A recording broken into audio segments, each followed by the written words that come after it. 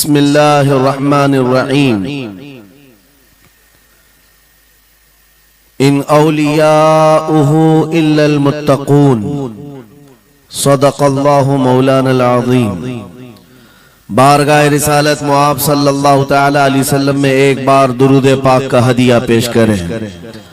अल्लाहुम्मा सल्लि अला सय्यिदिना व मौलाना मुहम्मदिन मअदनिल जूदि वल करम व आलिहि व अस्हाबिहिल किराम व इब्निहिल करीम व बारिक व सल्लिम सलातन दाइमतन सरमदन अबदा।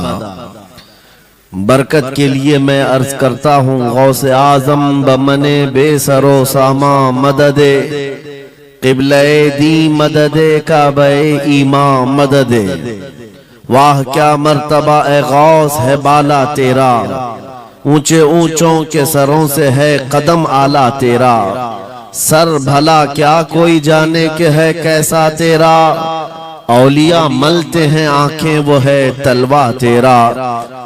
क्या दबे जिस पे हिमायत का हो पंजा तेरा, शेर को खतरे में लाता नहीं कुत्ता तेरा। अजीजा ने गिरामी वक़ार, आज की ये मजलिस पाक सुल्तानुल औलिया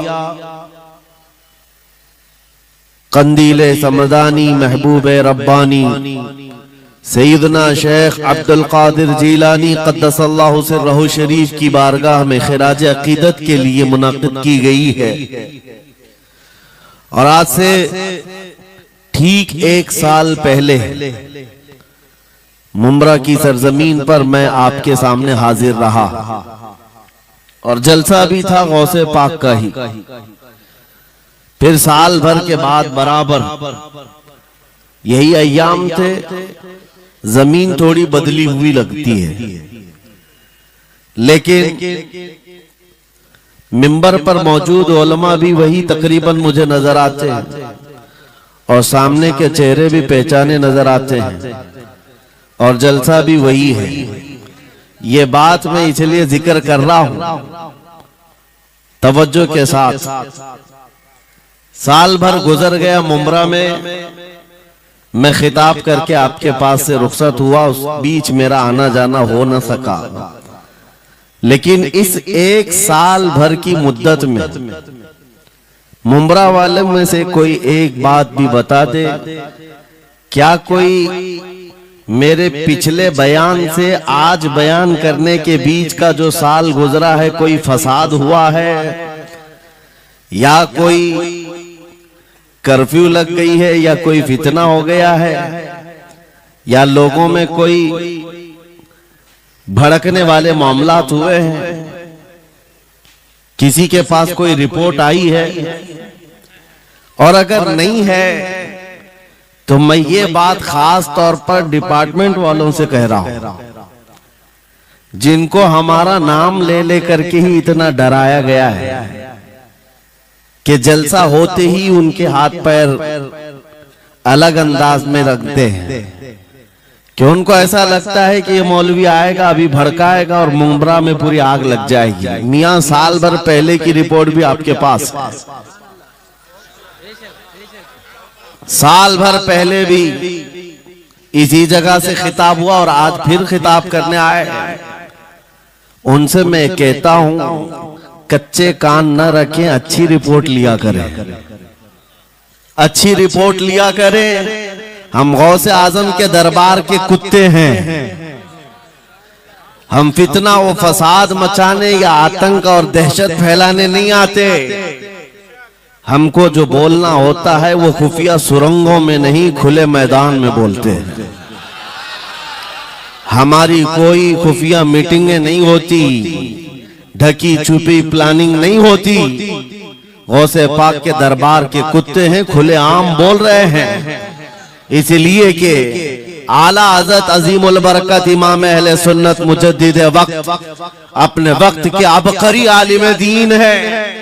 लेकिन उनका भी हाल ये था कि वो डंके की चोट पर बोलते थे और लिखते थे, और फिर अपनी निस्बत पर ये फख्र भी करते थे कि मेरी किस्मत की कसम खाएं सगाने बगदाद, बगदाद के कुत्ते मेरी किस्मत की कसम खाएंगे।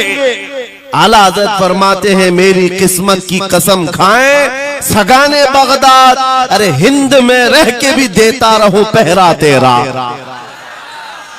हम हिंदुस्तान में है, गौसे आजम के दरबार का पहरा दे रहे हैं, लेकिन साहब किसी को तकलीफ है तो मैं उनको एक बात बता दूं, थोड़ी बहुत आवाज हमारी ऊंची होती है इसलिए कि जिस दरबान के हम कुत्ते हैं उस तरफ अगर कोई उंगली उठाएगा भौंके के नहीं, फाड़ खाने की भी ताकत रखते हैं।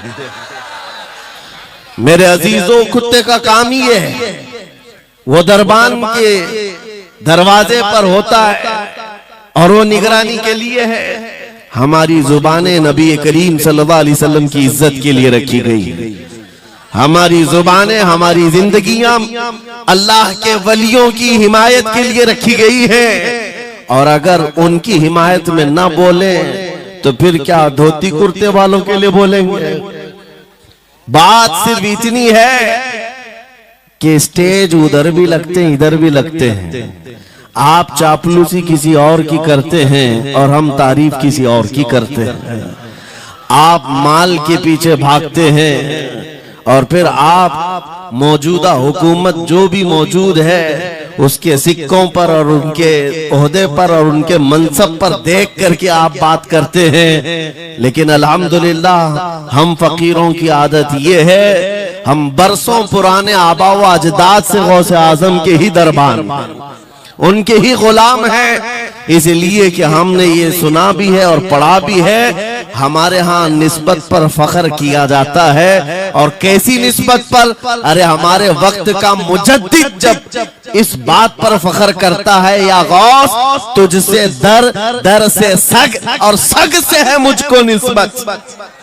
ये भी नहीं कहा डायरेक्ट गौसे पाक आपसे डायरेक्ट मुझे निस्बत है, ये नहीं कहा, बल्कि या गौस आपसे आपके दरबार को निस्बत है, आपके दरवाजे से आपके कुत्ते को निस्बत है, और आपके कुत्ते से मुझ अहमद रजा को निस्बत है। तुझसे दर, दर से सग और सग से है मुझको निस्बत। मेरी गर्दन में भी है दूर का डोरा तेरा, और इस निशानी के जो सग हैं नहीं मारे जाते। क्या बेहतरीन फार्मूला दिया है डरने वालों के लिए ही आला हजरत ने कहा, जो खौफ खाया करते हैं खौफ न खा, खौफ न रख रजा जरा तू तो है अब्दे मुस्तफा। आला हजरत फरमाते इस निशानी के जो सग हैं नहीं मारे जाते। सग फारसी लफ्ज है और कुत्ते को कहते हैं। कौन सी निशानी वाले सग नहीं मारे जाते? जिस कुत्ते के गले में पट्टा होता है उसको नहीं पकड़ा जाता। म्युनिसिपैलिटी की गाड़ी भी आती कुत्तों वाली, वो इंजेक्शन मार के जाते हैं या कुत्तों को पकड़ के ले जाते हैं। बहुत कुत्ते अगर आवारा हो गए कंप्लेंट करो, कुत्तों को उठा ले जाएंगे, लेकिन उन उठा ले जाने वाले कुत्तों में अगर एक भी बेल्ट वाला आया तो छोड़ देंगे। क्यों? ये पट्टा बताता है इसका कोई मालिक है, ये आवारा नहीं है, किसी का पाला हुआ है। पट्टा बताता है इसका कोई मालिक है। और आला हजरत फरमाते हैं हमारे गले में कादरी पट्टा पड़ा हुआ है, और इस निशानी के जो सग हैं नहीं मारे जाते। हश्र तक मेरे गले में रहे कादरी पट्टा तेरा। गौसे पाक का ये निस्बत का पट्टा पड़ा हुआ है, ये अल्हम्दुलिल्लाह हमें बहुत सारी चीजों से महफूज रखता है। हमें जाहिर सी बात है आज इसी बात पर फख्र भी है। लोग मौलाना साहब कह रहे हैं हक बात कहना इस जमाने में नहीं, हर जमाने में दुश्वार रहा है, हर जमाने में दुश्वार रहा है। लेकिन ऐ नौजवानों, अगर तुम्हें अपनी निस्बत पर यकीन है कि मेरा पीर गौसे आजम जैसा है, मेरी निस्बत मुस्तफा करीम सल्लल्लाहु अलैहि वसल्लम से है, तो फिर खौफ किस बात का, डर किस बात का? इसीलिए हम डंके की चोट पर बोलते हैं, क्यों दबे जिस पे हिमायत का हो पंजा तेरा। शेर को खतरे में लाता नहीं कुत्ता तेरा। अजीजा ने गिरामी औकात, आज सुल्तानुल औलिया गौसुल आजम की बारगाह में हम खिराज अकीदत पेश करने आए। जो बातें मैं अर्ज कर रहा हूं वो गौर से सुने। करामात ये औलिया इकराम की जिंदगी का हिस्सा है, अल्लाह की तरफ से उन्हें दिया गया। करामत क्या है?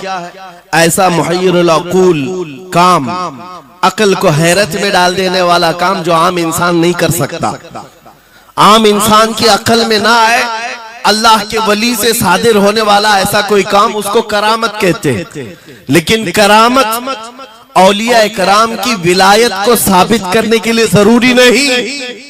औलिया कराम की विलायत को साबित करने के लिए करामत नहीं दिखाई जाती, शरीयत पर इस्तिकामत ये विलायत की अलामत है।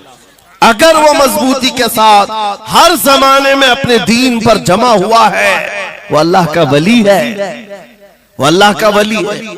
आज भी हमारी कौम औलिया को ढूंढने पर लगी हुई है। सुनो, अल्लाह का वली ढूंढना चाहते हो तो ढूंढने के लिए निकलते हैं और पीछे पड़ जाते हैं। देखते हैं ये ठोकर मार करके सोने का सिक्का निकाल सकता है कि नहीं निकाल सकता है। औलिया को इन्हीं बातों पर आज भी लोग परखते हैं, सोचते हैं कि अभी बाबा आसमान पर उड़ेंगे तो मैं समझ लूंगा अल्लाह के वली हैं, पानी पे चल के दिखाएंगे तो मैं समझ लूंगा अल्लाह के वली हैं। मैं यहीं बैठा हूँ, अचानक मेरे पास पैसों का थैला खोल के दे दें, अल्लाह के वली होंगे। यानी तुम एक जगह बैठे रहो, हलवा खिलाने वाले बाबा जिसको तुम समझोगे अल्लाह का वली है। मेरे अजीजों, ये जो चीजें तुम समझ बैठे हो अल्लाह के वली के लिए, ये जरूरी नहीं, बल्कि ये देखो कि वो नबी पाक की शरीयत पर कितना कायम है, मेरे नबी के रास्ते पर कितनी मजबूती से जमा हुआ है। मैं आपको पूछता हूँ, सैयदुल शुहदा इमाम अली मकाम इमाम हुसैन आजम से बढ़कर अल्लाह का वली कौन? अल्लाह का वली कौन है? सारे औलिया कराम की निस्बत वहां जाकर खत्म होती है। उस हुसैन आजम को देखे करबला के मैदान में अपने बच्चों की कुर्बानी के सामने भी जमे रहे, डटे रहे, करामत का इजहार नहीं किया, शरीयत पर इस्तिकामत लोगों को दिखाया। दुनिया में जैसी भी आफतें आ जाएं, मुसीबतें आ जाएं, अगर दीने मुस्तफा पर जमा हुआ है, इस्तिकामत के साथ खड़ा हुआ है, वो उसकी सबसे बड़ी विलायत है, वो सबसे बड़ा वली है। अल्लाह का वली वो है जो शरीयत पर जमा हुआ है, डटा हुआ है, कायम है। और करामात औलिया कराम की जिंदगी का एक छोटा हिस्सा है, छोटा हिस्सा है, और इस्तिकामत ये बहुत बड़ा हिस्सा है। जमे रह जाना किसी बात पर, खौफ न खाना बातिल ताकतों से, न डरना इन जालिमों से, ये औलिया कराम की जिंदगी का खास वतीरा है। आज हम सबको जिस चीज की जरूरत है वो करामत की नहीं, इस्तिकामत। करामतें सुनते भी आया, अब करामत से आप ये समझते हैं कि काया पलट जानी चाहिए। लोग आज मजाक भी करते हैं, कुछ वो मॉडर्न ख्याल के डॉक्टरों और प्रोफेसरों के लेक्चर सुन करके पागल जो हो चुके सोशल मीडिया पर, वो भोंकते हैं करामात औलिया पर। क्या अब करामात क्यों नहीं दिखाते अल्लाह के औलिया?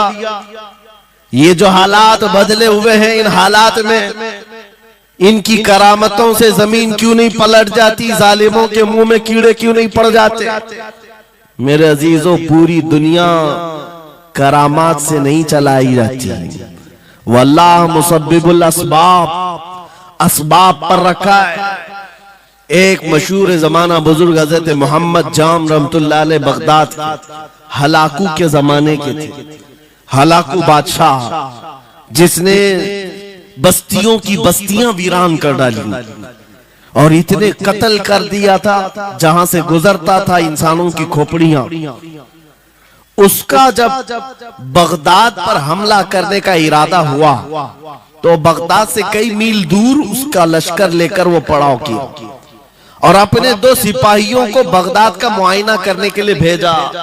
और उसकी दहशत तारी थी सब शहरों में, हलाकू अगर आ गया तो हिलाक हो जाएंगे, इसके फौजी सबको बर्बाद कर डालेंगे। हलाकू का नाम सुनते ही लोगों में दहशत तारी होती थी। तो 2 सिपाही 2 फौजी हलाकू के बगदाद मुआयना करने के लिए आए तो लोगों में खलबली मच गई, अब जाएं तो कहां जाएं? तो हजरत मोहम्मद जाम रहमतुल्लाह अलैह एक बुजुर्ग थे, उनके पास लोग दौड़ते हुए आए और वो वजू फरमा रहे थे, उनके हाथ में पानी का कटोरा था और आकर के लोग रोने लगे, हुजूर हलाकू आ गया, बगदाद तबाह कर डालेगा, बगदाद को बर्बाद कर देगा, आप बचा ले, अल्लाह के वली हैं, आप दुआ करें। उन्होंने अपनी कटोरी पलट दी और कहा जाओ, अल्लाह हिफाजत करेगा। रिवायत में मिलता है कि वो दो सिपाही ढूंढते ढूंढते रह गए, उनको बगदाद नजर ही नहीं आया। कोई बगदाद का न घर दिखा, न महल, न रास्ता, कुछ नहीं। वापस वो अपने बादशाह के पास जाकर कहते हैं हम तो बहुत ढूंढ करके आए, बगदाद मिला ही नहीं। हलाकू ने उन दोनों सिपाहियों को कत्ल कर दिया। कहा कि तुम झूठ बोलते हो, मुझे बगदाद की रोशनी यहां से दिखती है और तुम्हें कैसे नजर नहीं आया? या तो तुम निकम्मे हो या तो फिर मेरे साथ धोखा कर रहे हो। कत्ल कर दिया। दूसरे दिन अपने खास दो वजीरों को भेजा कि जाओ बगदाद का मुआयना करके आओ, गलियां, वहां की सड़कें और वहां के महल्लात, वहां की इमारतें देख आओ। ये दो वजीर गए और ढूंढते रहे। जैसे ही वो बगदाद में इंटर हुए, आज फिर लोग हलाकू के इन वजीरों को देखकर दौड़े दौड़े भागते हुए इस अल्लाह के वली के पास आया, हज़रत मोहम्मद जाम। आज फिर रोने लगे, कहा हमारी बीवियां बेवा हो जाएंगी, हमारे बच्चे यतीम हो जाएंगे, सब मारे जाएंगे, आप बचा लें। आज फिर से उन्होंने कटोरी पलट दी, कहा जाओ, अल्लाह हिफाजत फरमाएगा। अल्लाह वालों का ये तसर्रुफ है, ये करामात है। वो चाहे तो पूरे लोगों को पोशीदा कर दे जालिमों की नजर से। दूसरे दिन वो वजीर भी ढूंढते रह गए, उनको भी बगदाद नजर नहीं आया। वापस गए, बादशाह के वो बड़े मोतमद लोग थे, कहा कि हम भी गए लेकिन हमको बगदाद नजर नहीं आया। हलाकू को बड़ा ताज्जुब हुआ, ऐसा कैसे हो सकता है? लोकेशन बिल्कुल सही है, हम सामने चंद मील के फासले पर है और इनको बगदाद नजर क्यों नहीं आता? तीसरे दिन उसने कहा कि अब किसी मुआयने की जरूरत नहीं, कोई जायजा लेने की जरूरत नहीं, हम डायरेक्ट जाते, फौज को तैयार करो। पूरी फौज को लेकर के जब तैयार होकर वो बगदाद के सरहद पर आकर खड़ा हो गया, उसकी जंग का बिगल बजा और तबाही के आवाजें आने लगी, तो आज लोग फिर दौड़ते हुए हजरत मोहम्मद जाम के पास आए और उनसे रो रो कर गिड़गिड़ाने लगे, कहा आज तो आफत आ गई, बड़ी बला आ गई, तवज्जो से सुनना मेरे अजीजों, आज आप अगर ना बचाएं तो सब तबाह हो जाएंगे, बर्बाद हो जाएंगे। आज आप अपनी कटोरी उठा रहे थे, उन्हें गैब से निदा आई, ए मेरे महबूब बंदे, कब तक तुम अपनी कटोरी उठाकर इनको बचाते रहोगे? इनको मोहलत दी गई थी अपने अमाल दुरुस्त करने की, ना इन्होंने तौबा किया, ना अपने अमाल दुरुस्त किए, इनको इनके हाल पर छोड़ दो। अल्लाह के वलियों को हुक्म होता है अल्लाह का, अब इन्हें न बचाया जाए तो जाहिर सी बात है वो हुक्म इलाही के पाबंद है। उन्होंने वो कटोरी छोड़ दी। फिर हलाकू दाखिल हुआ बगदाद में और ऐसी तबाही मचाई थी कि पूरे बगदाद की सड़कों में सिर्फ खून ही खून था, तबाह बर्बाद कर दिया, ईंट से ईंट बजा डाली। इस वाक़े को मैंने पढ़ा, उसके बाद ये महसूस हुआ अल्लाह के औलिया कराम मदद जरूर करते हैं, लेकिन एक वक्त तक, जब वो वक्त आ जाए अल्लाह की तरफ से मना हो जाए कि ये कौम बड़ी सरकश है, अब इनकी मदद न की जाए, तो फिर ये हाथ उठा लिया करते हैं और इनको हालात पर छोड़ दिया जाता है। अज़ीज़ान गिरामी वक़ार, औलिया कामिलीन की करामतों पर भौंकने वालों से भी मैं यही कहूंगा, वो चाहे तो पल भर में हालात हमारे बदल दें, चाहे तो जमीन को उलट पलट दें, लेकिन वो अल्लाह के हुक्म के पाबंद होते हैं। और लोगों के लिए ये बात है, नसीहत है कि जब ऐसे हालात आ जाएं, आप इधर उधर भागने की बजाय पहले अपने दिल की तरफ देखें, कहीं मेरे गुनाहों से दिल के धब्बे बढ़ तो नहीं गए, मेरा दिल सियाह तो नहीं हो गया। सच बताओ मेरे अजीजों, इतने सख्त हालात के बाद कितने लोगों को ऐसी तौफीक हुई कि रात का अंधेरा छा गया हो और तौबा करने का जज्बा बढ़ गया हो, रात के वक्त बैठ करके रोने लग गया हो। फिलिस्तीन के गज्जा के उन मुसलमानों की हालत सार को देखकर रूह अगर तड़पती है और तुम अपने अमाल की सेहत और दुरुस्तगी के लिए तौबा कर ले जाते हो, ये बहुत बड़ी नेमत है अल्लाह की। फिर तुम्हें किसी करामत के ज़ुहूर की जरूरत नहीं, तुम्हारा बदलना ही दुनिया के हालात को बदल देगा, सब बदल जाएगा। लेकिन अगर उन्हीं हालात पर बाकी रहे तो फिर करामत से भी तुम नहीं बदलोगे और ना हालात बदलेंगे, कोई चीज नहीं बदलेगी। इन्नल्लाह ला युगय्यिरु मा बिकौमिन हत्ता युगय्यिरु मा बिअनफुसिहिम। कुरान में मेरा मौला फरमाता है, बेशक अल्लाह ताला उस वक्त तक किसी कौम की हालत नहीं बदलता जब तक उस कौम को खुद अपनी हालत बदलने का ख्याल ना हो। हम अपनी जानिब से शुरुआत करें और फिर हालात खुद बदल जाएंगे, हालात खुद बदल जाएंगे। सरकार सैयदना गौसे आजम अब्दुल कादिर जीलानी रज़ी अल्लाह तआला अन्हु जिस हाल में बगदाद तशरीफ लाए थे, उस जमाने को याद करें, उस जमाने को याद करें। वो ऐसा जमाना था कि उस वक्त हक बोलना एक जुर्म हो गया था। शिया नवाज खलीफा मौजूद थे, हजरत अबू बकर हजरत उमर का नाम लेने पर भी मस्जिद के दरवाजे पर कोड़े मारे जाते थे। ये वो हालात थे, उलमा की जुबानें गंग थी, बोल नहीं पाते थे, खुतबा क्या देना है वो बिल्कुल स्क्रिप्टेड, जो खलीफा वक्त चाहे बस उतना ही। आज जैसे सऊदियों के यहाँ ये रिवाज है, बादशाह की हिमायत में और बादशाह जैसा चाहे वैसी मस्जिद का मौलवी भी बोलता रहे। शरीयत क्या कह रही है, मेरे मुस्तफा करीम सल्लल्लाहु ताला अलैहि वसल्लम की तालीमात क्या कह रही है, इससे क्या सरोका, बस उतनी बातें करो जितनी उनके बादशाह की हिमायत थी। ये दौर गौसे आजम के जमाने का भी था। उस वक्त हक बोलना एक बहुत बड़ा जुर्म था, उलमा को कोड़े मारे जाते थे। आपको पता है उसी बगदाद में सिर्फ एक हक बात का ऐलान करने की वजह से इमाम अहमद बिन हंबल को 300 कोड़े मारे गए थे।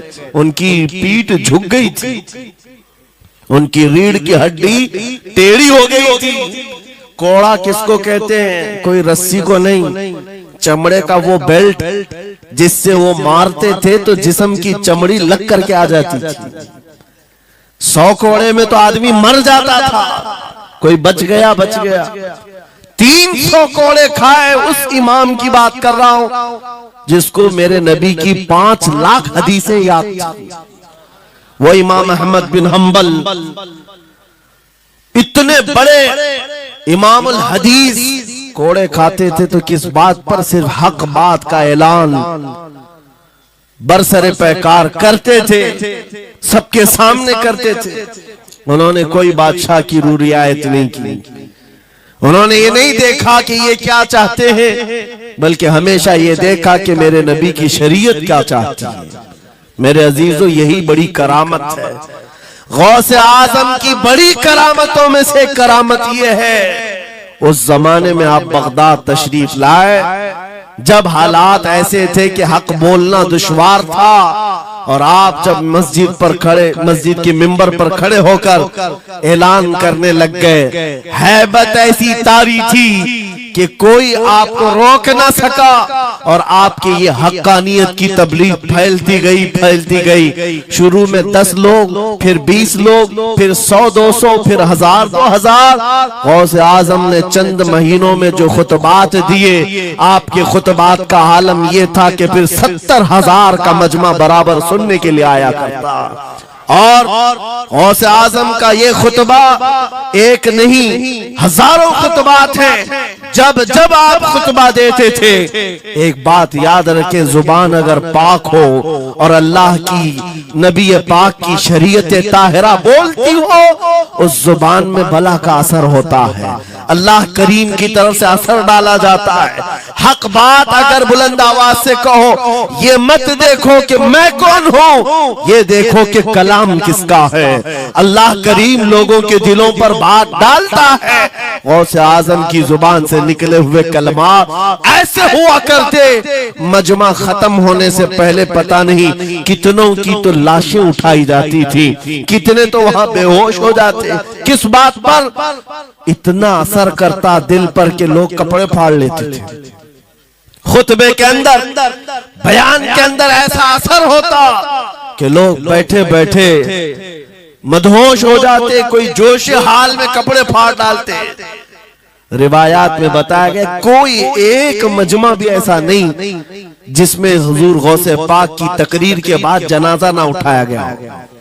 हर खिताबत के बाद, और बोलते क्या थे, हैरत की बात है मेरे अजीजों। आज बाज लोग ये कहते हैं, हम भी बहुत सारी चीजें बयान कर रहे हैं, मैं अपने लिए भी नसीहत और सारे उलमा के लिए भी कहता हूं, लोगों के पल्ले नहीं पड़ती, लोगों के कानों में नहीं जाती। ये जुमा में आते हैं, सोते रहते हैं, जब इमाम खड़ा होता है नमाज के लिए तो ये झटका लेकर के खड़े होते हैं, बयान यूं ही चला जाता है। मेरे अजीजों, दो चीजों की पाबंदी जरूरी है।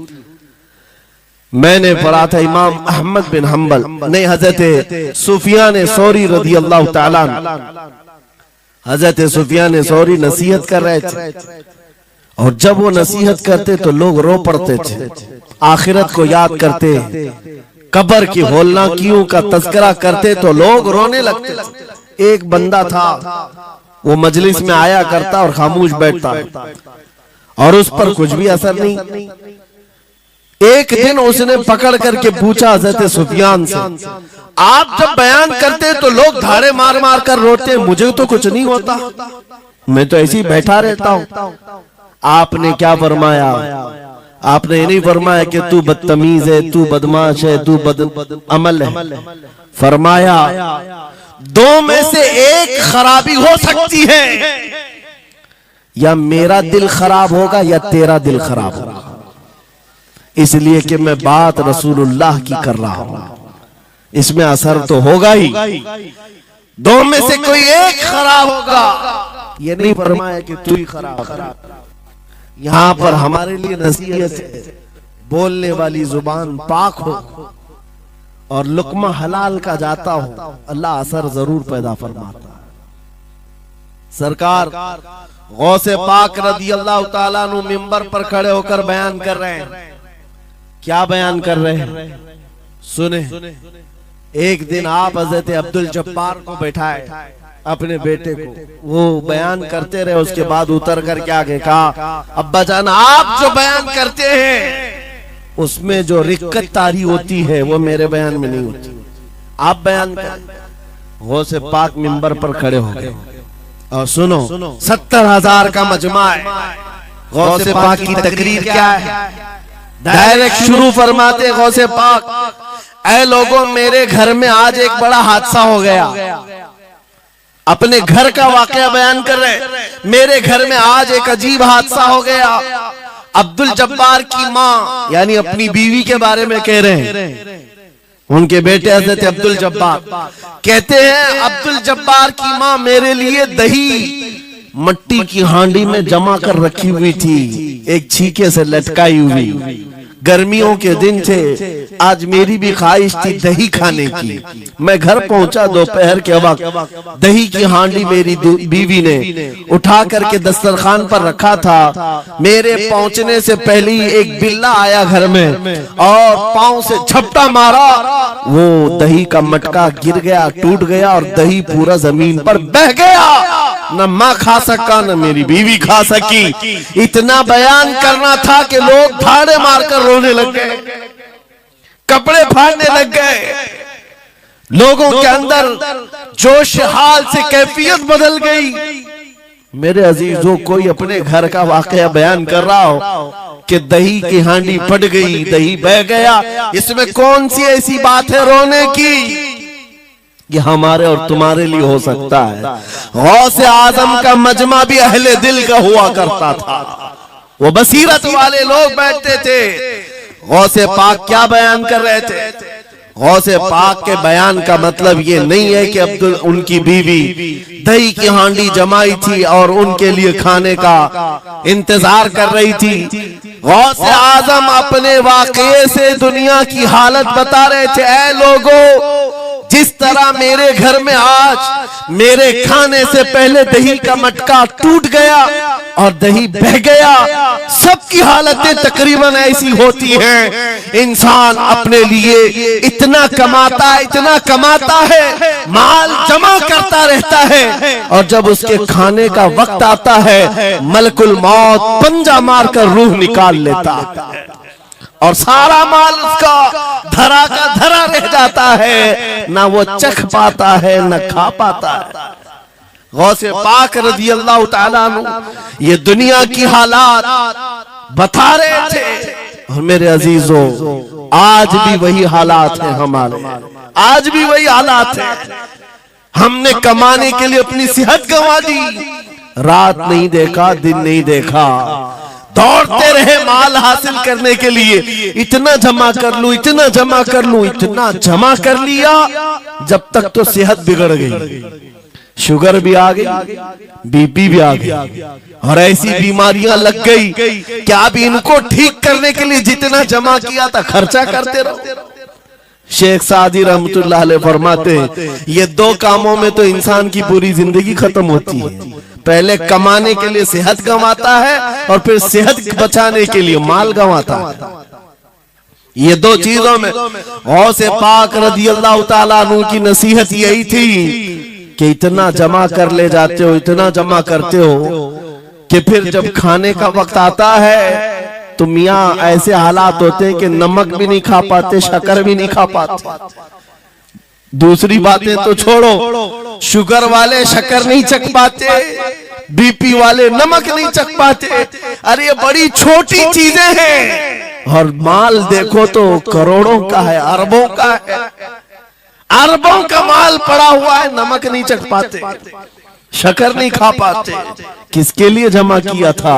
और थोड़ी और बड़ी बीमारी हो गई तो पानी भी नहीं पी पाते, डायलिसिस चल रहा है, किडनी खराब है। कितने ऐसे लोग मिलते हैं आज, कितने ऐसे हैं जिन्होंने साफ मुझसे कहा कि डॉक्टर ने पूरा गिन करके कहा है कि पूरे दिन भर में जो है एक ढक्कन से पानी पीना, बोतल का जो ढक्कन होता है उस ढक्कन से बस बूंद बूंद चखते रहना, पानी ही ना पियो, इसलिए कि किडनी काम नहीं करती। ये दुनिया है मेरे अजीजों। हमने अपनी सेहत गंवा दी, पूरी की पूरी सेहत गंवा दी इसको हासिल करने के लिए। इसी को मेरे इमाम अहले सुन्नत फाजिल बरेलवी ने कहा था, शहद दिखाए जहर पिलाए, कातिल डायन शोहर कुछ, इस मुर्दार पे क्या ललचाए, दुनिया देखी भाली। लेकिन समझ में किसी को नहीं आता, उस वक्त समझ में आने लगता है जब जाने का वक्त होता है। जाने के वक्त हालात ऐसे होते हैं, मैं अक्सर अपने टूर में देखता हूँ, उमरा पे जाते हैं, बगदाद पे जाते हैं, खूब आयश से रहते हैं, सबको पता रहता है प्लेन में सिर्फ 30 किलो का अलाउड है, लेकिन मार्केट में जाते हैं तो उनको कुछ खबर नहीं होती, सब खरीद रहे होते हैं। हो जाए, खरीद करके लाकर रूम में भर दिए, और आज शाम में जाना है तो ठोस रहे हैं इस बैग में उस बैग में नहीं घुसा, और उसके बाद फिर एयरपोर्ट पहुंचे तो कभी इसको रिक्वेस्ट कभी उसको रिक्वेस्ट, थोड़ा हमारा भी ले लो, थोड़ा हमारा भी ले लो। अरे वहां सबका 30 है, कोई लेने को तैयार नहीं। फिर खरीदा हुआ वही छोड़ करके हसरत भरी निगाह से देखते जाते हैं, किसी की खजूर छूटी हुई है, किसी के मुसल्ले छूटे हुए हैं, किसी के कपड़े छूटे हुए हैं। हर बार हम एयरपोर्ट पे देखते हैं, छोड़ करके जा रहे होते हैं, बड़ी हसरत से देखते हैं। मेरे अजीजों, ये कोई लतीफा नहीं, सेम यही हालात जब दुनिया से जा रहा होता है एक इंसान, मरने से पहले उसकी आंखें फटी रह जाती हैं, हैं। क्यों कहा गया है मरने के वक्त सबसे पहले उसकी आंखें बंद कर दो? क्योंकि वो अपना माल देख रहा होता है, अपनी औलाद देख रहा होता है, अपना घर बार देख रहा होता है। मैंने इसको बनाया था, इस तरह से कमाया था, इस तरह से इसको पाला था, ये सब देखता रह जाता है। उनमें से किसी चीज को उठा भी नहीं पाता, ले नहीं जा सकता। यहां तक कि ऐसी हालत होती है खुद जा भी नहीं पाता, दूसरों के कंधों पर सवार होकर जाना पड़ता है। ये दुनिया की हकीकत। गौसे पाक की तालीमात अगर पढ़ते रह जाओ मेरे अजीजों, तसव्वुफ का एक ऐसा किला है। गौसे पाक की तालीमात काफी है तुम्हें तौबा करने के लिए, दुनिया में दिल लगाने के लिए और उससे दिल हटाने के लिए। गौसे पाक की तालीमात काफी है। आपने फरमाया था दुनिया में ऐसे रहो जैसे कश्ती समंदर में चलती है। कश्ती समंदर में चलती है यानी पूरे भरे हुए मौजों के पानी पर कश्ती चल रही है, लेकिन उसका कुछ बिगड़ता नहीं है। हाँ, अगर पानी कश्ती के अंदर आ गया तो फिर कश्ती के लिए खतरा है, डूब जाएगी। तुम दुनिया में ऐसे ही रहो कि तुम्हारे अंदर दुनिया ना आए। तुम दुनिया में हो, तुम्हारे अंदर दुनिया ना आ जाए। अगर तुम्हारे अंदर दुनिया घुस गई तो डूब जाओगे, फिर यहां से निकल नहीं पाते। मौलाना रोम इसी की मिलती जुलती बात कहते हैं मसनवी शरीफ में। जलालुद्दीन रूमी फरमाते हैं एक चूंटी को देखा, शहद का एक कतरा जमीन पर गिरा हुआ है। शहद का कतरा चिपकने वाला होता है, यानी उसके अंदर गम होता है। चूंटी करीब से आई, एक चुस्की ली, शहद को चखा और जाने लगी। फिर आई, पेट कहां भरता है चूंटी का मीठे से। अरे शहद तो पानी में भी रखो ऊपर से आके गिरती है, और शहद खाना है उसको। और दूसरी तरफ से आई, फिर गई, पेट नहीं भरा, चारों तरफ से उस कतरे को चाट चाट के गई। मौलाना रोम फरमाते फिर चूंटी के दिल में ख्याल आया, मैंने हर तरफ से तो शहद को चक्कर देखा, टेस्ट एक ही है, बीच कतरे में कैसा टेस्ट होगा? कतरे के बीचों बीच शायद अलग टेस्ट होता है। तो चूंटी ये सोच करके कतरे के ऊपर चढ़ गई, जो शहद का कतरा था उसके ऊपर चढ़ गई। कहा ऊपर चढ़ करके मैं चुस्की लूंगी इसकी और चखूंगी। और जब चढ़ गई तो उसके सारे पैर हाथ उस पे चिपक गए। चूप तो लिया, शहद खा तो लिया, लेकिन वापस आने का कोई रास्ता ही नहीं था। सारे हाथ पैर उस शहद के गम में चिपक गए। चूंटी की उसी कतरे में मौत हो गई। मौलाना जलालुद्दीन रूमी फरमाते हैं इंसान यही करता है, माल कभी इधर से कमाता है, कभी उधर से कमाता है, हर जगह से देखता है, सारे टेस्ट ले लेता है, बाद में बड़े बड़े लोगों को देखता है, अरे नेताजी तो बड़े बंगले में, वहां कैसा ऐश होता होगा, कोई उस रिजॉर्ट में है, वहां कैसी मस्तियां होती होंगी, वहां भी जाकर देख लूं। ये वहां भी यहाँ भी करते करते घुस जाता है और दुनिया में ऐसा मसरूफ होता है, उसकी मौत आ जाती है, तौबा की मोहलत नहीं मिल पाती, उसी दुनिया में फंस जाता है। मेरे अजीजों, गौसे आजम की तालीमात ये हैं, दुनिया में ऐसे रहो जैसे कश्ती समंदर में रहती है, तुम्हारे अंदर पानी ना आने पाए। अगर तुम्हारे अंदर आ गया तो डूब जाओगे। इन तालीमात पर अमल करते हुए आज हम हालात देख सकते हैं। जितनी चीजों ने हमें बिगाड़ा है आज, वो दुनिया की मोहब्बत है, वो दुनिया की मोहब्बत है। मेरे आका सल्लल्लाहु अलैहि वसल्लम का एक फरमान मैं सुनाता हूँ, अबू दाऊद शरीफ की हदीस है। वो आज के जमाने में अगर मैं आपके सामने बयान करूं तो ऐसा लगे हमारे लिए ही बयान हुआ है। रसूल करीम सल्लल्लाहु अलैहि वसल्लम फरमाते यूशकु अन तदाअ अलैकुमुल उमम कमा तदाअल अकिलतु इला क़ुसअतिहा। करीब एक जमाना तुम पर आएगा, तुम देखोगे कि सारी जमातें मेरी उम्मत पर टूट पड़ेंगी, ऐसे टूट पड़ेंगी जैसे भूखा बर्तन पे झपटता है। भूखा आदमी जैसे बर्तन पे झपटता है, ऐसे मेरी उम्मत पर सारी कौमें झपट पड़ेंगी। आज वही तो हालात है, आज वही हालात है। सबका टारगेट हम ही है, सबका निशाना हम है। सहाबा ने पूछा उस वक्त, यौमइदिन नहनु मिन क़िल्लतिन या रसूल अल्लाह, ऐ अल्लाह के रसूल उस जमाने में हमारी तादाद कम होगी, ऐसा क्यों होगा कि सारे लोग हम पर झपट पड़ेंगे? नबी पाक फरमाते हैं, वलाकिन्नकुम कसीरून, नहीं तुम तो बहुत ज्यादा होंगे उस वक्त, गौसाअन का गौसा इस्सैल, लेकिन तुम्हारी हालत समंदर के झाग की तरह होगी। यानी समंदर का कफ झाग जो होता है हवाओं से उड़ जाता है, तुम्हारी हालत ऐसी होगी। तादाद तो बहुत होगी, लेकिन छोटी छोटी चीजों से बिलबिला करके भागने वाले लोग, ये प्यूरिटी नहीं रह जाएगी।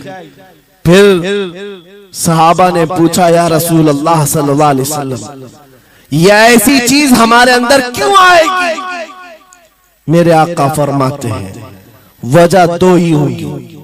दो चीजें जब तुम्हारे दिल के अंदर आ जाए तो अल्लाह ताला तुम्हारे दिलों से, तुम्हारे दिलों के ऊपर काफिरों का, दुश्मनों का रौब डाल देगा। तुम डरते डरते जीने लग जाओगे, खौफ के आलम में जीने लग जाओगे। वो दो चीजें क्या है? मेरे आका फरमाते हैं, हुब्बुद दुनिया व कराहियतुल मौत, दुनिया से बेइंतहा मोहब्बत करने लगोगे और मौत से भागने लगोगे। मौत से तुम्हें नफरत हो जाएगी, डरने लग जाओगे। ये दो चीजें जब तुम्हारे अंदर आ जाए, तुम्हारे दिलों पर काफिरों का रौब डाल दिया जाएगा, दुश्मनों का खौफ डाल दिया जाएगा। क्या ये दो चीजें आज हमारे अंदर आ गई है? नौजवान दुनिया में ऐसे मस्त हो गए, हर एक को अपनी मसलहत है। मेरी दुकान कैसे चलेगी, मेरा बिजनेस कैसे चलेगा। मौलाना तो तकरीर करते हैं, ये बोलते हैं इनको कुछ हो गया, हमारे बच्चों का क्या होगा। ये सारी मसलहतों की बातें मैं सुन सुन करके पक गया हूं। बहुत सारे लोगों को तो ये लगता है इनके साथ मत बैठो, वरना कल को इन पकड़ के ले जाएंगे, तुम्हारा भी नाम आ जाएगा। बहुत सारे स्टेज पर उलमा के हालात पर अभी तो चल रहा है। जिस दिन कोई टारगेट पर आए, इधर उधर बैठने से भी डरने लगे। इनके ऊपर इतने केस हैं, बाजू बैठने वालों की भी हालत खराब हो जाएगी, हमारा भी नाम ना आ जाए। मेरे अजीजों, ये सब गीदड़ भपकियां हैं, तुम्हारे ईमान का इम्तिहान। मैं तो यही कहता हूं, हमारे साथ कोई मामला नहीं। वही बात मैं कहता हूं जो अकबर इलाहाबादी ने कहा था, रकीबों ने रिपोर्ट लिखवाई है जा जा के थाने में कि अकबर नाम लेता है खुदा का इस जमाने में। यही रिपोर्ट लिखवाते हैं जा जा करके। हमारी भी जहां रिपोर्ट लिखी हुई होगी, बात यही होगी कि ये रसूलुल्लाह का नाम लेता है और उनके नाम पर लोगों को बात करता है, यही रिपोर्ट होगी। और इस बारे में हम कभी डरते नहीं। मैं आपको बताऊं, उत्तर प्रदेश में वहां के हालात तो पता है, बिल्डोजर की हुकूमत चलती है। लेकिन मेरे अजीजों, एक मौलाना साहब ने कहा, आपके साथ जलसे में बैठकर मैं लब्बैक लब्बैक के नारे लगा रहा था, दूसरे दिन मुझे थाने बुला लिया और फिर मुझे बहुत ज्यादा मामला हो गए। कहा कि मौलाना तुम ही नारे लगा रहे थे। आप लोग न डरे इंशाअल्लाह। यहां पर तो उन्होंने मुझसे कहा, मैं कहा क्या हुआ? फिर कुछ हुआ? कहा मुझसे कह रहे थे केस हो जाएगा, हालात बिगड़ जाएंगे, खराब हो जाएंगे। मैंने कहा फखर करो मौलाना इस बात पर, दुनिया चोरी करके थाने जाती है और तुम नबी का नाम लेकर जा रहे हो। कौन सा मसला है? बात सिर्फ इतनी है मेरे अजीजों, हम बोलते रहेंगे उस वक्त तक जब तक अल्लाह तबारक व तआला ने जुबान रखी है। नबी पाक की अज़मत और नबी पाक की शरीयत और औलियाए उम्मत की मिदहत बयान करना जुर्म है। यह जुर्म हम 1000 बार करें।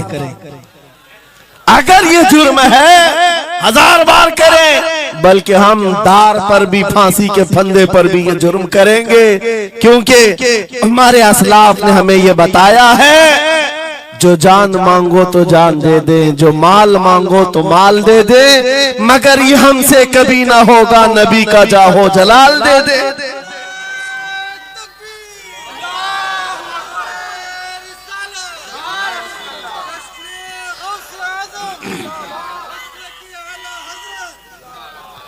खामखा बेचारे हमारे रिश्तेदारों को डरा करके रखे लोग, पुलिस वाले हजरात को कुछ लोग रिपोर्ट लिखवा कर डरा करके रखे हुए। मैं आपको बता रहा हूं, एक साल में तकरीबन 170 के करीब जलसे करके आए। किसी एक जगह की भी रिपोर्ट निकाल करके बताओ कि हमने कहीं फसाद करवाया, हमने कहीं पर लोगों में माहौल बिगाड़ा हो, या पब्लिक भड़क करके एक दूसरे के जंग करने पर आई हो, कहीं नहीं। अगर कौम को, सोई हुई कौम को बेदार करना तुम्हारे नजदीक भड़काना है, तो ये भड़काना तो बहुत अच्छा है मेरे अजीज। तो हमारा काम सिर्फ इतना है, हम उन नौजवानों से बात कर रहे हैं जो अपने नबी के फिदाई हैं, जो अपने नबी के आशिक हैं, और हम सिर्फ उस लौ को और बढ़ाना चाहते हैं जो इनके सीनों में जल रही है। इनके सीनों में किसी और की नहीं, मेरे मुस्तफा के मोहब्बत की शमा है। अगर वो मध्यम है, हम उसको तेज करना चाहते हैं। बस मेरे नौजवान से मेरा मुतालबा सिर्फ इतना ही है, किसी की जय विजय क्यों पुकारे, क्या गरज हमको, हमें काफी है सैयद अपना नारा या रसूल अल्लाह, हमें काफी है सैयद अपना नारा।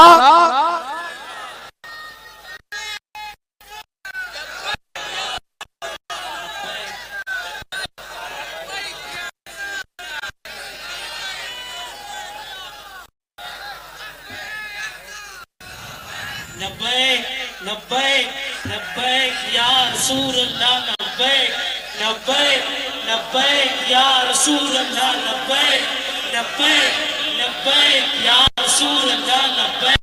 तवज्जो, मुझे बताओ, मैं तो दूसरे वाकयात बयान कर रहा हूं, यहाँ आपके करंट सिचुएशन, यहाँ लोग बैठे हुए भी हैं, रिपोर्टर भी होंगे और हजरात को देख रहे होंगे। मुझे मैंने अभी बयान में कौन सा भड़काया, ये जो कह रहे हैं अपने नबी को पुकार रहे हैं। मेरे अजीजों, तुम्हारे इन नारों से असल बात ये है, दुनिया को ये लगने लगा है ये जिसके गुलाम है उसके पूरे होने लग गए, तो फिर अच्छे अच्छों की कुर्सियां हिलने लग सकती हैं। इसलिए कि इस कौम की तारीख सबको पता है, ये वो कौम है टल न सकते थे जंग में, अगर अड़ जाते थे पांव शेरों के भी मैदान से उखड़ जाते थे, हक से सरकश हुआ कोई तो बिगड़ जाते थे, अरे तेग क्या चीज हम तोप से भी लड़ जाते थे। ये हमारी तारीख है, दुनिया को पता है, दश्तो दश्त है, दरिया भी न छोड़े हमने, बहरे जुल्मात में दौड़ा दिए घोड़े हमने। इकबाल ने कहा है थमता न था किसी से सैले रवा हमारा, कुछ बात तो है कि मिटती नहीं हस्ती हमारी, सदियों रहा है दुश्मन दौरे ज़मा हमारा, बातिल से डरने वाले आसमां नहीं है हम, 100 बार कर चुका है तू इम्तिहान हमारा।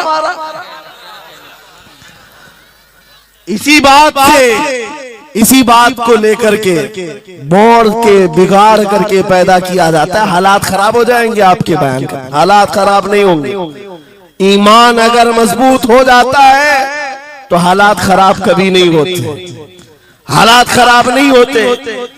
आज ऐ सुन्नी मुसलमानों, गौसे पाक रज़ी अल्लाह ताला अन्हु की निस्बत अगर कामिल है, ये बात सुन लो, वक्त खत्म होने को आ गया, मैं अपने वक्त पर समेट लूंगा।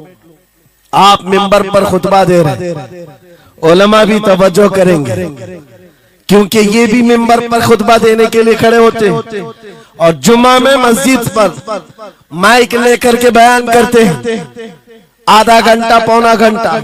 अब तो हालात ऐसी आएंगे इनके साथ।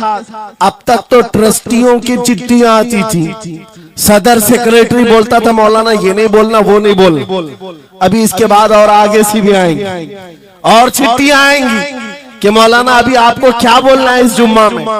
ये डरे भटके हुए लोग जो उलमा की गर्दनों पर राज करते हैं, उनसे भी मैं कहता हूँ खोल दो, आजाद कर दो उन जुबानों को जो मेरे मुस्तफा की हैं, जो नबी पाक सल्लल्लाहु अलैहि वसल्लम की हैं। इनकी जुबानों पर ताले न लगाओ। या उलमा तुम्हारे दीन के मुहाफिज हैं, तुम्हारी नस्लों की शरीयत के मुहाफिज हैं। आज इनकी जुबानों को बंद करोगे, कल तुम्हारे बच्चे नबी का नाम लेने से घबराने लग जाएंगे, डरने लग जाएंगे। उलमा के गलों में और इनकी गर्दनों में रस्सियां न डालो।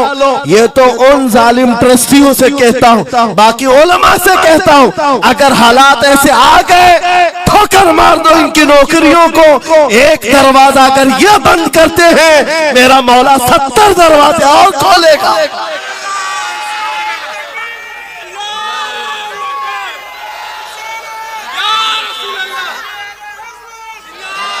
सुनो गौसे पाक रज़ी अल्लाह ताला अन्हु किस बात से डरते थे। गौसे पाक का खुतबा बयान करने वाले मौलवी हजरात उलमा सुने, गौसे पाक किससे डरते थे। उनको डराने वाला कोई ट्रस्टी था, कोई हाकिम था, बल्कि हालात ऐसे थे। एक बार खिताब कर रहे हैं मजमे में, बहुत बड़ा मजमा है, खिताब के बीच दरमियान अभी वाज हो रहा है। एक काला सांप गिर गया आपके कंधे पर, सांप गिर गया और गिरा ही नहीं, गिर करके फिर वो आपके गले के अंदर से दाखिल हो गया, आस्तीन में आया, आस्तीन में आया और फिर इधर आया। वो लौट लौट करता रहा। लोग जो मजमे में बैठे थे उन पर हैबत तारी थी, वहशत तारी थी। कोई जगह छोड़कर इधर उधर हो रहा है, लेकिन गौसे पाक का कदम डगमगाया नहीं, ना जिस्म के अंदर कोई हरकत हुई। आपका बयान कंटिन्यू जारी रहा, उसी तरह जारी रहा। वो सांप कभी आपके सामने आया, कभी इधर आया और घूम फिर करके वापस चला गया। बयान आपका मुकम्मल हुआ। लोग खड़े हुए पूछते रहे, या सुल्तान अल औलिया सय्यदी शेख अब्दुल कादिर जिलानी, आपके साथ ये जो माजरा हुआ, ये सांप इतना खतरनाक था, देख करके हैबत तारी थी और आप अपना बयान कंटिन्यू जारी रखे हुए थे, ये क्या माजरा है। गौसे पाक फरमाते हैं वो सांप तो मुझसे कह रहा था, ऐ अब्दुल कादिर तुझसे पहले 70 औलिया को भी मैंने ऐसे ही आजमाया है, 70 उलमा को मैंने ऐसे ही आजमाया है और आजमा कर चला गया।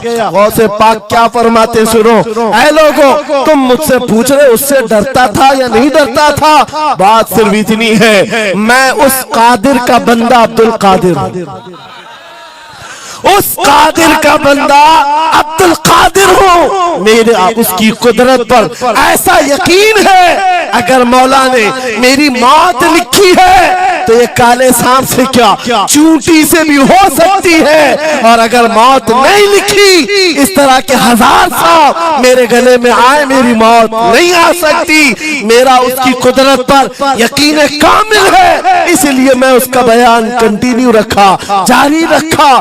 आज मैं यही कहता हूँ, ऐ सुन्नी मुसलमानों और इन उलमा से भी, अगर हमारी मौत लिखी है छोटे से हादसे से भी हो सकती है, और अगर नहीं है तो वक्त का प्राइम मिनिस्टर भी तुम्हारी गर्दन पर पैर रखे, मौत नहीं आ सकती, क्योंकि कादिर मुतलक मेरा रब्बुल आलमीन है। वक्त का बादशाह भी तुम्हारी गर्दन पर तलवार रखे नहीं आ सकती। आपको पता है चंगेज की तारीख, चंगेज एक जालिम बादशाह गुजरा, बहुत बड़ा जालिम, जिसके सर पर 50 लाख लोगों के कत्ल का इल्जाम है। 50 लाख इंसानों का कत्ल मामूली है उस जमाने का चंगेज, और वो मुल्क के मुल्क फतह करते हुए निकला था। एक जमाना ऐसा था मेरे अजीज, घोड़े पर बैठा हुआ चंगेज कुछ लोगों को, मुसलमानों को गिरफ्तार करके मैदान में खड़ा किया है और जल्लाद को बुलाया कि एक साथ सबकी गर्दनें उड़ाने लग जाओ। वो कितने लोग थे? 3 सफों में खड़ा किए हुए थे लोगों जिनका कत्ल होना था। लाइन से खड़े हुए हैं, सब अपनी अपनी बारी का इंतजार कर रहे। जल्लाद तलवार लेकर आया और जब पहली सफ वालों को कत्ल करने लगा, वो गर्दनें उड़ा रहा था। एक बूढ़े मियाँ पहली सफ में खड़े थे, वो जल्दी से दूसरी सफ में चले, पीछे वाली सफ में गए। बादशाह चंगेज घोड़े पर बैठा हुआ खिलौने से खेल रहा है और ये मंजर भी देख रहा है और हंस रहा है। बूढ़ा यहाँ से उधर चला गया। पहली सफ का काम तमाम, पूरे कत्ल हो गए। दूसरी सफ में जब कत्ल का ऑर्डर आया तो जल्लाद फिर गर्दनें उड़ाने लगा। दूसरी सफ, दूसरी लाइन को कत्ल करने लगा जल्लाद। ये बूढ़े बाबा जो है तीसरी सफ में चले। पीछे और एक सफ थी, यहां से बचकर तीसरे में चले गए। दूसरी सफ भी उड़ गई। उसके बाद बादशाह चंगेज कहा मार करके कहने लगा, बाबा जी अब तो इसके पीछे कोई सफ नहीं, ये तीसरी थी, अब कहां जाओगे? बूढ़े मियाँ ने सर झुकाकर कहा, अब भी मेरा अल्लाह है। ये यकीन होता है, जहां तक बचना है बच लेंगे, और जब नहीं है, बाबा जी ने कहा अब भी अल्लाह है, हो सकता है। उस चंगेज ने कहा कि उड़ाओ अब इनकी गर्दनें। अभी जल्लाद तीसरी सफ को उड़ाने ही जा रहा था, अचानक चंगेज के हाथ से वो खिलौना नीचे गिरा जो खेल रहा था बैठ करके घोड़े पर। जैसे ही वो खिलौना उठाने के लिए नीचे की तरफ आया, उसका पैर जीन से निकल गया और घोड़ा अचानक बिदक गया, सरकश हो गया और घोड़ा सर पर दौड़ने लगा। और ये एक पैर इसका जीन में फंसा हुआ है और सर नीचे जमीन पर है। अब घोड़ा दौड़ता गया, पता नहीं कितने पत्थरों से इस बादशाह का सर टकराता रहा। घोड़ा किसी के काबू में नहीं आ रहा। सारे सिपाही, सारे फौजी इस घोड़े को पकड़ने के लिए पीछे भाग रहे, लेकिन घोड़ा दौड़ता गया, इतना दौड़ा कि उस चंगेज का सर फट करके भेजा बाहर, मर गया। बहुत दूर जाकर के घोड़ा एक जगह रुका। बादशाह की मौत का ऐलान इतना बड़ा था, सारे सिपाही, सारे फौज बादशाह को लेने के लिए हाजिर आए। मियां पूरी सल्तनत तहबतह हो गई, हुकूमत बदल गई, सब खत्म हो गया। और जो कैदी थे वो आजाद होकर जाने लगे। वो बूढ़े मियां कहते हैं बाकी लोगों से, क्या मैं नहीं कहता था अल्लाह अब भी हमारे साथ है? मेरे अजीजों, एक बात याद रखो, हमारे लिए दुनिया द एंड नहीं कर सकती जब तक मेरा मौला ना चाहे, अल्लाह ना चाहे। आज लोगों को ये लगता है, मुझे वैसी भी बात बताया गया कि यहाँ पर मुंब्रा की आपकी घनी आबादी, फिलिस्तीन के मामला पर कुछ बोलेंगे यहाँ पर भड़क जाएंगे। मेरे अजीजों, इतने भड़कने की जरूरत नहीं। तुम यहाँ भड़कोगे तो फिलिस्तीन पहुंच भी नहीं पाओगे। बात यह है, हम बोलेंगे जरूर जुल्म के खिलाफ और हक के लिए, चाहे जैसी भी हालात हो। अगर किसी को बुरा लगता है इजराइल जालिम है, तो मैं 100 बार कहूंगा वो जालिम है, जालिम है, जालिम है। उनकी कोई हिमायत करने के लिए हम नहीं है, लेकिन एक बात आपको मैं जरूर बताना चाहता हूँ। गौसे पाक का मसला ये है, सुल्तानुल औलिया गौसुल आजम की निस्बत के साथ आप अपनी शरीयत पर कायम रहें और अपने ईमान पर डटे रहे और तौबा व इस्तिग़फ़ार के बाद अपने हालात बदल लें। और उन गरीब मुसलमानों को देखकर जो कत्ल हो गए और उनके टुकड़े हो गए, ये मत समझना कि इस्लाम खत्म हो गया। हर जमाने में ये चीजें आती रहेंगी, लेकिन आज मैं ये ऐलान करके गुफ्तगू खत्म करता हूँ। इन हालात को देखकर इस बात का फिर से हम नारा तजदीद करके जाते हैं, कत्ले हुसैन असल में मर्गे यजीद है, इस्लाम जिंदा होता है हर करबला के बाद। लब्बैक या रसूल अल्लाह।